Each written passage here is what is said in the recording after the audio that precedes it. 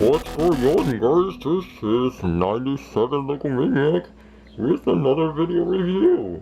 And today, we're gonna take a look at YouTube's reckoning, and that's 97 Local Maniac's custom minifigure Bane. That's my Bane impression. So yeah, this is another minifigure I have. It's Bane from the Dark Knight Rises, and he was a really cool villain in the movie. Despite the fact that I can kind of barely understand what he says when I first saw him, and he was pretty ridiculous. He was still a badass villain, and Tom Hardy did an amazing job. And Bane, he's just an awesome villain, and I can't wait. And I finally upgraded this minifigure I had for a long time. So yeah, we can take a closer look at him, and after that, when we go over and we're gonna take a look at another custom minifigure that I never showed you guys before in the past, because he was kind of because when I finished Bane, I was thinking of putting my version to Catwoman here, but I was like, no, I'm gonna put a spin to this. I'm gonna pull another Batman villain from the Dark Knight trilogy, and I think you guys will be impressed with what I have. And so yeah, let's just continue with the video. When the LEGO Group made their Bane minifigure, I was not impressed at all with what they had. The torso design is fantastic, but what I didn't like was what they used for the head. I don't care if it's printed or whatever. What I didn't like was the choice of coloring. They made it olive green, his mask, which is totally wrong. So what I did, I sanded the top stud off, and I wrapped green stuff around it. It kind of blocks his eyes a little bit now that I just noticed, but I can't really do anything anyway.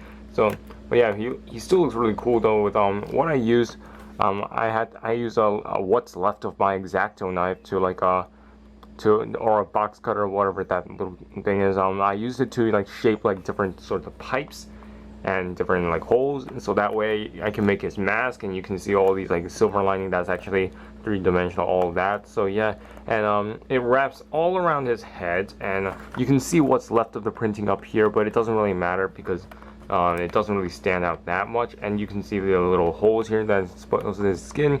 He has different muscle linings, and you can see here it looks different since it looks a little bit different since there's a gauntlet, and I think it looks better asymmetrical anyway.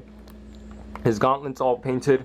So yeah, the only thing I basically kept from Legos was their torso, front and back, and their eyes. That's all I kept. And Bane's an awesome villain.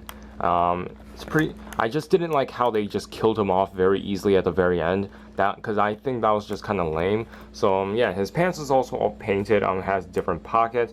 Does continue both sides, and he has different sorts of pockets on his back. So that's basically it for Bane.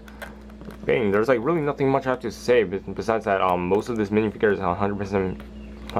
Most of this figure is painted by me. And yeah, we can just move on to the next minifigure I have for you. There's a little dried paint stuck on Bane. And yes, you will see this guy on Brick Fair, obviously. And I basically almost made all Batman villains so far. So yeah, let's just continue. Now the next minifigure we have is Scarecrow. This is the one I didn't show you guys. So far I made Scarecrow from Batman Begins.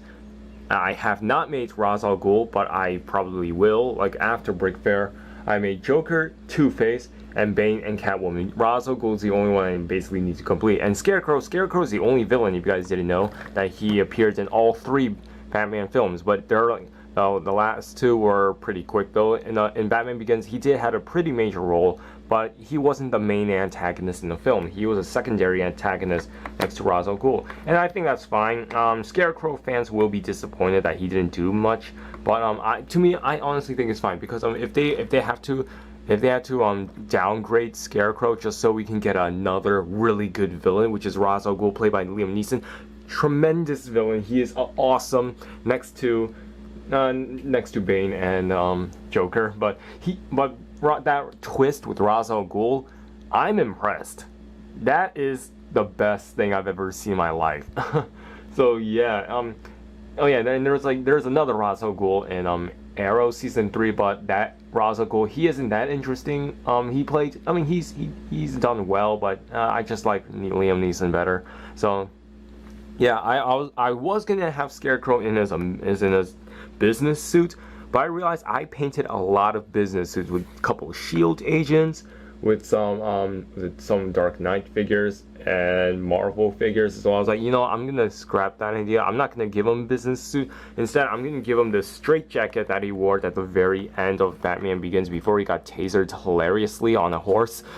So yeah, starting with the head. The head was all sculpted with green stuff. This actually used to be original yellow head, and I sculpted green stuff around it. I got like little push pins and stuff, and to like make a series of holes so that I can form the shape of the eyes and form the shape of the mouth, and different like stitchings all around his head. So yeah, it was a really interesting thing to paint, and for his eyes, I don't want to paint ordinary Lego eyes like what most Lego minifigures have on to Scarecrows, so it looks like it's actual eyes peering from it. Instead, I decided to go with this because it makes him look more menacing. And here he has a string that's glued on to his head, and you can see in a trench coat. You can see it's just a tan body, but if you look inside, I actually super glued these two pieces of the trench coat together, so you can see parts of the business suit inside here. So yeah, because he did have a suit inside, and he has a straight jacket on top, and yeah, and in the straight jacket he has like so many different types of cloth pieces. I cut the part of the trench coat up here, so that way I can use it to form like these straps, the strap here, the strap on the back, and a strap on the bottom of here, and I grab what's left of the part of what's left of the black brown cape that I used for Captain America for the strap and Thor's hammer, and I decided to include that here because he has so many straps because if you guys remember in the movie after he got intoxicated by his own fear gas, he was in a straitjacket, sent to an asylum, Arkham Asylum. Is that what it is, or is it just a normal asylum? I don't remember that much. The movie came out a really long time ago, actually, like 2006. I don't know. So when he was freed, his straitjacket was kind of torn apart a little bit, and there's like straps hanging around. So yeah, that's basically it for Scarecrow, and he's a really awesome minifigure, and that I made. Those are the two minifigures I have for you guys today, and I hope you guys enjoyed this video. If you do, leave a like and comment down below. Follow me on Facebook, Twitter, and Flickr, and yeah, that's basically it I have to say. I can't wait to see you guys on Brick Fair. It's already it's a month away, and yeah, that's awesome. And I have like 13 mocks registered. One mock is actually a troll mock, and you guys will find out what that is. If you do, you will probably find that out on Flickr. And so yep, that's all I have to say in this video, and I'll see you guys later.